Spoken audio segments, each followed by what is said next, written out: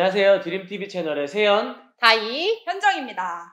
네, 선생님들 1년 동안 1차 시험 준비하시느라 정말 고생 많으셨고 이제 본격적으로 2차를 준비하실 시기일 것 같아요. 그래서 오늘은 저희가 2차를 준비하시면서 이제 공통적으로 이제 심층 면접, 수업 실현 또는 뒤에 나올 영어 수업 실현 면접에서 이런 식으로 준비하시면 좋을 것 같다라는 전반적인 팁을 드리고, 혹시 이제 서울과 관련해서 조금 그 부분에 초점이 맞춰져 있는 부분이 있을 수 있는데 그 부분은 이제 하나의 참고사항으로 보고 영상을 봐주시면 좋을 것 같습니다. 먼저 이제 저희가 심층 면접 스터디를 하면서 스터디가 어떤 식으로 진행되는지 말씀해 주시면 좋을 것 같아요. 일단 초반에 가장 중요한 것은 이 시험에 익숙해지는 거라고 생각해요. 심층 면접이든 수업 실현이든 가장 먼저 중요한 거는 기출 문제를 먼저 초반에는 다시 답습을 하면서 필사도 한번 해보고 그 선배들이 어떻게 대답했는지, 그리고 기출문제에 우수 답안들이 있을 거예요. 이 우수 답안들을 보시면서 아, 이렇게 이야기하는 거구나. 처음에 내 생각을 개입하는 것보다 이 시험에서 요구하는 게 무엇인지 정확히 파악하는 게 중요하다고 생각합니다. 그 중간이 되었을 때는 그 부분부터는 자기만의 것을 만들어가는 게 중요하다고 생각해요. 조금 있다가 이제 답안 구성을 어떻게 할지를 말씀을 드릴 건데, 중반부터는 내가 나의 특색을 나타내기 위해서 어떻게 답안을 구성하실지를 잘 생각해 보시길 바랍니다. 내가 생각할 때 서론이 중요하다고 생각하시는 분들은 서론을 잘 준비하시고, 아니다, 나는 서론이 아니라 본론이 중요하다고 생각하시는 분들은 본론을 잘 준비하시기를 추천을 드려요. 그런데 하지만 이 시험 자체, 2차 시험 자체에 우리가 익숙해져 있지 않은 상태이기 때문에 아예 그냥 문제, 기출 문제와 모범 답안을 보고 읽는 정도라도 진짜 시간에 맞춰서 한번 시뮬레이션을 해보는 게 중요하다고 생각해요. 어쨌든 개성이 녹아낸 답변도 틀 안에 있어야 이 시험에서는 점수가 되는 것이기 때문에 그 틀을 잡아가는 그 과정이 굉장히 중요하다고 생각합니다. 이분께서는 이제 초중반 그리고 우리가 후반까지 갔을 때 어떻게 준비하면 좋을지 말씀해 주셨는데, 이제 구체적으로 저희가 스터디를 진행할 때 저희는 4인 스터디였어요. 그래서 이제 2명이 면접관 역할을 해주고 그 다음에 1명이 심층 면접 답변을 할 때 그 다음 사람은 그 밖에 나가서 실제 시험 보는 것처럼 이제 구상을 하다가 자기 앞에 있는 사람이 끝나면 들어와가지고 답변을 하였고, 그 다음에 그 다음 사람이 나가서 구상할 때 시험을 끝낸 사람은 이제 그 남아있는 사람이랑 같이 면접관 역할을 해주었는데요. 확실히 이제 2명이 봐주니까 조금 더 다양한 시각으로도 봐주고 그 다음에 시간도 아낄 수 있어서 초반에는 뭐 여러 명의 답변을 보는 것이 좋을 수도 있겠지만 나중에는 시간이 많이 부족하고 또 이 시간을 효율적으로 써야 다른 과목들도 제 시간 안에 끝낼 수 있기 때문에 이런 식으로 하시면 아마 좋지 않을까 생각이 됩니다. 자, 그러면 이제 각 선생님마다 자기가 좀 특징적으로 했던 어떤 공부 방법이라든지 그런 게 있으면 한번 이야기해 보도록 하겠습니다. 네, 저 같은 경우에는 이제 시험 이제 좀 중반부쯤 갔을 때는 이제 심층 면접을 아무래도 제가 순발력 있게 답변을 해야 하다 보니까 문제를 보자마자 그래도 최소한 가지수를 채울 수 있을 만큼의 모범 답안이 떠올라야 된다고 생각을 했어요. 그래서 저는 이틀이나 3일에 한 번씩 나올 수 있을 만한 주제들을 적어놓고 그 주제에 해당되는 모범 답안들을 컴퓨터 타자로 복기를 했었던 것 같아요. 그래서 좋다. 이런 주제가 딱 나왔을 때 답변을 할 수 있는 것이 3가지 이상은 바로 나와줘야 돼요. 그래서 그렇죠. 그거를 바로 떠올릴 수 있게끔 미리 사전에 약간 노트처럼 진짜 암기식으로 좀 하실 필요도 있을 것 같다고 생각합니다. 그래서 오히려 1차 끝나고 나시면 다들 암기로부터 뭔가 해방되고 싶으셨을 거예요. 선생님들 되게 1차 너무 힘드니까. 근데 2차도 그에 못지않게 많이 스터디에서 공부를 해야 되는데, 저는 그래서 세연 선생님에 이어서 저만의 공부 방법을 소개를 하자면 2차 시험의 성격을 먼저 이해하시는 게 중요할 거라고 생각해요. 1차는 이제 전국에 공통적으로 임용고시 시험이 이루어지고 2차부터는 이제 좀 더 교육청의 특색이 반영되는 시험이잖아요. 그래서 먼저 저희는 교육청 홈페이지에 들어가서 그 교육 시책을 먼저 뽑았어요. 우리 서울시 교육청에서는 어떤 것을 중점으로 학생들을 지도하고자 하는지, 그리고 어떤 정책들을 펼치고 있는지를 이해하는지가 굉장히 중요하거든요. 근데 저는 이게 사실 와닿지가 않아요. 사실 맞아. 좀 이 말들이 굉장히 추상적이고 사실은 그쵸.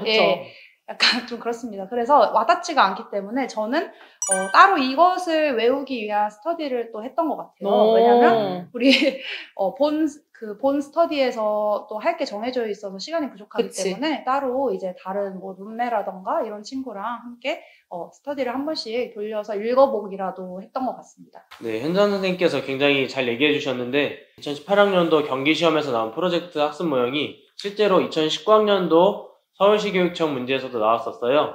다른 지역에 나온 뭐 정책이나 아니 뭐 그런 부분들이 지금 내가 응시하고 있는 지역에서 다시 충분히 나올 수 있어요. 왜냐면 그치. 네, 교육청이 서로 각각의 특색을 가지고 있긴 하지만 그 정책들의 뭐 큰 틀이나 아니면은 근본을 따지고 보면은 결국에는 각각 교육청들이 추구하고 있는 정책들이 하나의 방향으로 갈 수밖에 없기 때문에 그치. 네, 다른 지역의 정책들을 혹시 한번 시간이 되시면은 정책이나 문제를 보시는 걸 저는 권장하고요. 근데 거기서 놓치지 말아야 된다고 생각하는 게 우린 사실 지금 임용고시가 교사를 뽑는 시험이잖아요.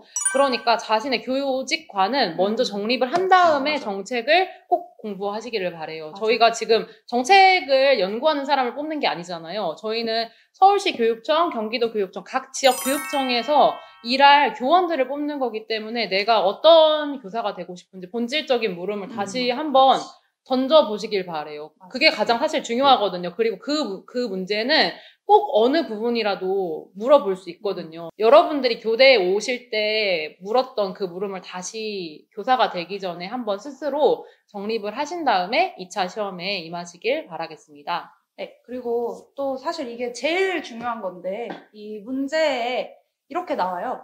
뭐뭐뭐를 몇 가지를 한번 제시해 보세요. 이렇게 나옵니다. 가지수가 나옵니다. 근데 그 가지수를 채우는 게 사실 제일 중요합니다. 그치. 네, 평가니까. 사실, 네, 맞아요. 평가기 때문에 가지수로 체크를 해요. 평가 그 답변의 퀄리티보다도 사실 그런 가지수가 더 중요하다. 네. 네, 그리고 문제 얘기해 주셔서 하나 더 덧붙이면은 문제를 확실하게 꼼꼼하게 읽는 게 굉장히 중요한 것 같아요. 어떠한 이제 지문을 주고 이러한 지문에서 이제 교육적 필요성을 논하시오라는 말이 있었는데 그것을 단순히 교육적 필요성이 아니라 필요성으로만 가거나 아니면 문제에서 대처 방안을 얘기하라고 했는데 예방 방안을 말하거나 이런 식으로 해서 면접에서 이제 원하고자 하는 답변에 하나도 부합하지 않는 답변들이 나와서 점수가 잘 나오지 않는 경우가 굉장히 많거든요. 그래서 문제를 꼭 꼼꼼하게 읽어보시고 말씀하신 것처럼 가지수를 채워서 말씀하실 수 있도록 노력하시는 게 중요한 것 같습니다.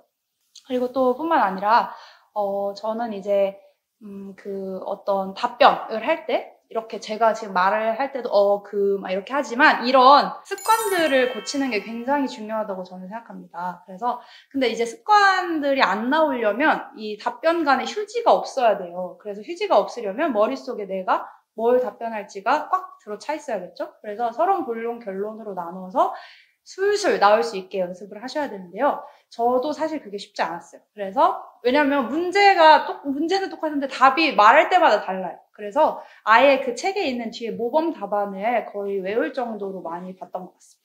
네, 그러면 이제 심층 면접 시 답안 구성 방법이 굉장히 중요한데요. 그쵸. 어떤 식으로 구성을 할지 이제 간략히 우리가 말을 해보도록 하겠습니다. 먼저 일단 가장 기본적인 것이 가장 좋은 것입니다. 서론, 본론, 결론의 형식으로 답안을 구성을 하시면 되는데요. 서론에는 이제 문제에 대한 간단한 자기의 이해 정도를 보여줄 수 있는 멘트를 하시면 되시고요. 본론에서는 이제 어떤 답변을 넣어야겠죠. 그래서 가지수에 맞춰서 본론을 짜시면 되고, 결론도 이제 상황에 맞게 하시면 될 것 같습니다. 본론을 구성하실 때 논지와 논거의 형태로 이제 구성을 하실 거예요. 그때 제가 중요하게 생각하는 것이 논지는 최대한 간단하게 제시하는 것입니다. 듣는 사람 입장에서는 글을 보는 게 아니라 구어의 형태로 정보가 다가오기 때문에 특히 채점하시는 분들은 굉장히 오랜 시간 채점을 하세요. 그래서 굉장히 피곤한 상태이실 거예요. 그러니까 정말로 나는 지금 논지 얘기하고 있다를 깔끔히 전달하시는 게 정말 중요할 거라고 생각해요. 너무 장황하게 이래서 이것입니다 라고 전달하는 것보다는 첫째는 무엇입니다. 그 다음에 논거를 붙이고 둘째는 무엇입니다. 이렇게 좀 깔끔하고 간결한 논지를 구성하시기를 추천드리겠습니다. 네, 그리고 이제 답안 구성하실 때 아까 앞에서 말씀해 주신 것처럼 논지랑 논거로 구성을 하실 텐데 논지에 붙어 있는 논거는 시간에 따라서 2개에서 3문장 정도가 딱 적절하다고 생각이 들고요. 혹시 본인이 이야기했었을 때 시간이 좀 부족할 것 같다 싶으시면은 논지를 말해야지 논거를 2-3문장 말하려다가 논지를 말하지 못하시면 아까 말했던 것처럼 가지수를 채우지 못하게 되는 상황이 발생하기 때문에 가장 중요한 거는 논지 꼭 말하시고 그다음에 논거 혹시 시간이 부족하다면 서론이나 결론을 없애고 본론만 말하시고 이렇게 해서 뭐가 더 중요한지를 이제 확실하게 우선순위를 세워서 준비하시면 좋을 것 같습니다. 네, 그런데 사실 이 과정에서 자기가 말한 거를 사실 기억을 잘 못해요. 왜냐하면 그 상황에서 이렇게 연습을 하기 때문에 좀 스스로 잊거든요, 자기가 말한 거를. 그래서 이제 같은 스터디에서 피드백을 해주는 게 굉장히 중요한데요. 이 친구의 답변을 세부적으로 쪼개가지고 피드백을 해줘야 돼요. 예를 들어서 서론까지 몇 초, 몇 분. 본론 1까지 몇 분, 본론 2까지 몇 분, 결론까지 해서 몇 분. 이렇게 딱 세부적으로 다 피드백을 해줘야 그 사람이 이거를 보완을 해서 말을 할 수 있거든요. 그렇죠. 네. 후배들 하는 걸 보니까 아예 아이패드를 앞에다 세워놓고서는 그 친구가 한 거에다가 이렇게 타임을 서론이 끝났을 때 아. 기록을 하는 방법도 있더라고요. 이런 우리는 다 방법도 손으로 했는데 근데 저희는 다, 왜냐면 저희 시험부터 앞에서 시험장에서 이렇게 전자시계가 놓여졌는데, 뭐 지역마다 다르겠지만, 선생님들 이런 방법 활용하시면 정말 좋을 것 같습니다. 아이패드나 아니면 잘 보이게 해서 이렇게 타임을 눌러주는 방법도 아까 현정 선생님이 말씀하신 구체적인 연습 방법이 될 수 있을 것 같습니다.